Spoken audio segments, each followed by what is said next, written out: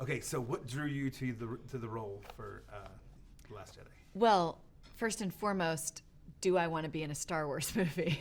Which was the first immediate yes. And meeting Rian Johnson, who was incredible and so precise about his vision and an idea for a character that he described to me early on before reading the script, and that sounded amazing. And getting to join Oscar and the world of the Resistance was an incredible luxury.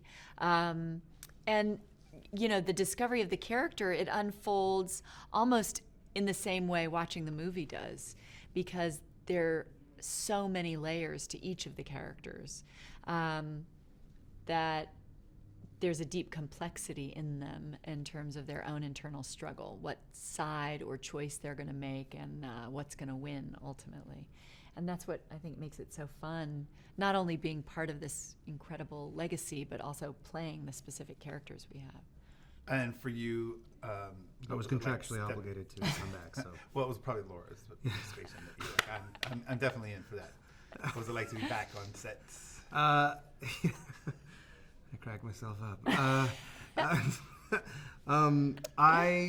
It was there was a bit more pressure this time coming back. The first time it was such a new experience, really for everyone.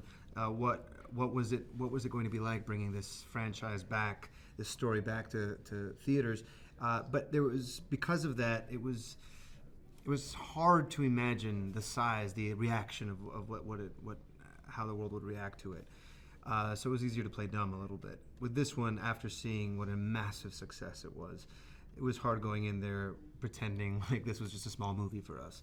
So there was a bit more pressure, but then as soon as sort of working with Rian Johnson, he had such a calm, collected, precise way of working that it really, it just became about these characters and, the chemistry and the tension and the conflict, and really delving into these scenes and finding a real through line, a whole arc of a story for each and every character.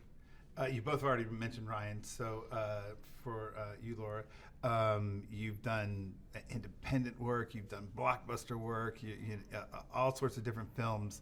How did Rian's direction help you navigate the Star Wars sets and process? It's everything you would want in a director, in that he wants to collaborate, he wants to be inventive, he cares deeply about story and humanity, and wants to give you room to play. And it's nothing I expected from the massive undertaking he had, that we would be, okay, got that, why don't you guys try whatever you want on this, or improvise, we really, I think, had a lot of room that was quite beautiful and unexpected. And even the way, in the case of my character, the way her journey goes, and certain dynamics she has even with other characters, he was unbelievably open and willing to find more, to discover more. And, I expected the amazing enormity of effects and the world we were entering. The sets are overwhelming, all these incredible creatures and characters, but to be so seamless in balancing that with this human storytelling, you might as well have been on a little indie movie. And you're a newbie, Force Awakens. Now there's 3 different levels of original cast. Force Awakens returns. Laura's a new character. How was that navigating with all the different people, or did it not affect you at all? Well, I affected you. She affected me deeply. Okay. Yeah, just to clarify. She infected me. You weren't supposed to share that. Sorry. It's a plot point. Too much fun. Yes. It was great. It was it's fantastic. Disney, they can cut you out. They can cut me out of that. You can actually CG me into somebody else. I love working with Andy Serkis. He's a master. Andy's gonna mocap me for the press tour. It was amazing because exactly. We were coming back after doing the first film, but then you had the legacy cast members. We had Carrie and Mark there. and then these new, wonderful, amazing actors joining us like Kelly and Laura and Benicio, and but each movie, each story is its whole own film. It's its own universe. It needs just as much care. So you can't come in there thinking. I mean, not even Carrie or Mark could come in there thinking, well, I know what this is. I got this. It's its own adventure. It deals with its own conflicts, and I think for all of us, it felt like a new adventure. Perfect. Last question for both of you, if you both can answer. What you mentioned, the sets being, impressive and massive, and their attention to details incredible.